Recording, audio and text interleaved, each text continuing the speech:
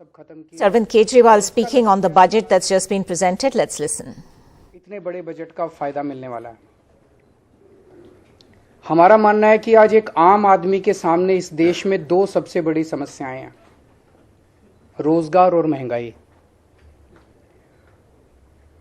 और इसको लेके अभी जैसे पंजाब में हमारी सरकार है, पंजाब में हमारी सरकार ने सरकार बनते ही 25,000 नई सरकारी नौकरियों का ऐलान किया, जिसका 1 महीने के बाद जिनकी भर्ती होने वाली है। 35,000 कच्चे कर्मचारियों को पक्का करने का ऐलान किया पंजाब में।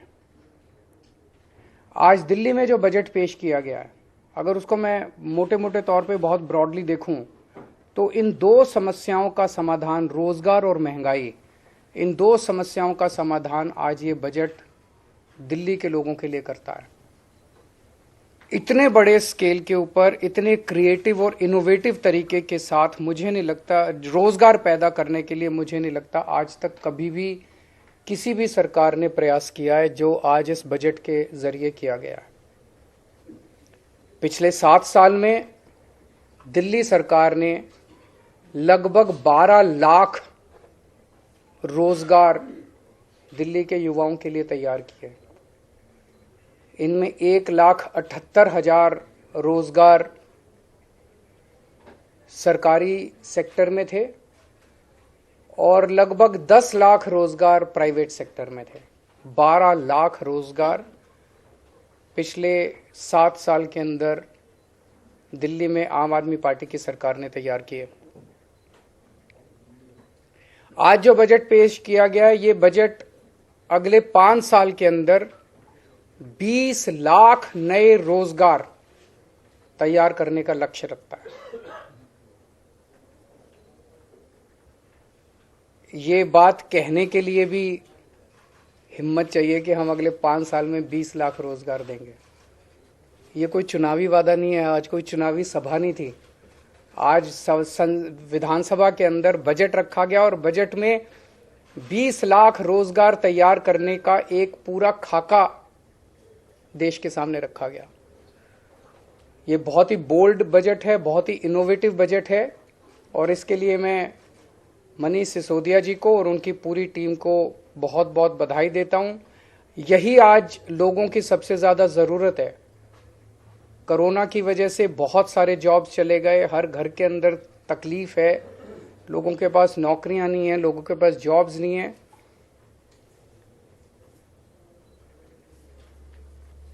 तो 20 लाख जॉब्स का ये जो बजट है, इसमें बताया गया कि दिल्ली में 1,68,00,000 लोग ऐसे हैं जो कि जॉब्स लेने के लिए सक्षम है।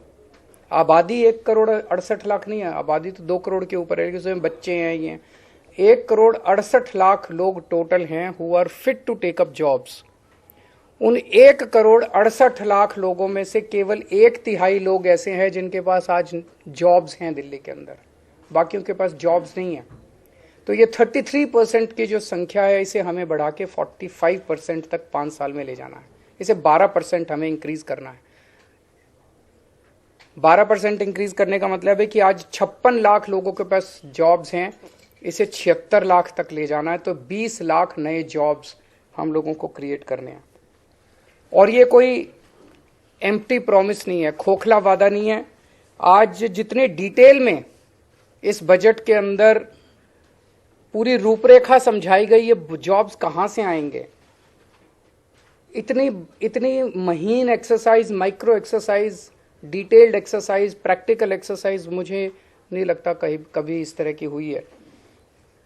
जो सेक्टर्स आइडेंटिफाई किए गए रिटेल सेक्टर में, इन सेक्टर्स के अंदर जॉब्स क्रिएट किए जाएंगे। Retail sector, food and beverage sector, logistics and supply chain, travel and tourism, entertainment, construction, real estate, green energy. तो ये 8 सेक्टर्स हैं, 8 क्षेत्र हैं जहां पे नए जॉब्स क्रिएट किए जाएंगे और हर एक की बहुत डिटेल्ड प्लानिंग की गई है, हर एक की बहुत डिटेल्ड स्कीम्स बनाई गई हैं।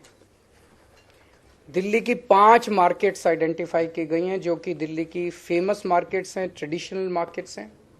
इन मार्केट्स को पूरा रिवैम्प किया जाएगा, उनको रिनोवेट किया जाएगा और वहां पे उम्मीद है कि पूरे रिवैम्प और इनोवेशन के बाद उन मार्केट्स के अंदर बड़े स्तर के ऊपर बिजनेस बढ़ेगा।